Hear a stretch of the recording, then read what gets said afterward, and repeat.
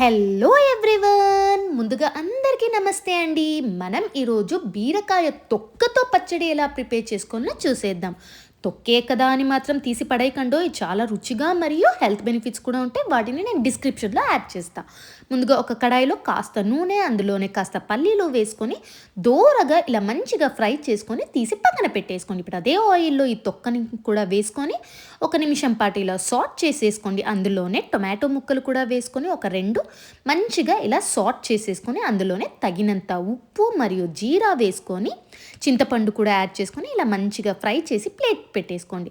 ఒక 2 నిమిషాల తర్వాత అందులోనే పచ్చిమిర్చి కూడా వేసుకొని మంచిగా ఇలా మిక్స్ చేసి ఫ్రై చేసి ప్లేట్ పెట్టేసుకొని ఒక 2 నిమిషాల తర్వాత ఇలా మంచిగా మగ్గాక నూనెలో మొత్తం ఇలా మగ్గేంత వరకు ఫ్రై చేసి స్టవ్ ఆఫ్ చేసేసుకొని ఇప్పుడు ఒక మిక్సీ జార్లో ఈ పల్లీలు మొత్తం వేసి ఫైన్గా పౌడర్ చేసేసుకొని ఈ మిశ్రమాన్ని కూడా వేసుకొని మెత్తగా పేస్ట్ చేసుకోండి. ఇలా కోర్స్గా రావాలి. చూడండి, ఇలా వచ్చిన దానికి మనం తాలింపు కూడా పెట్టేసుకుందాం.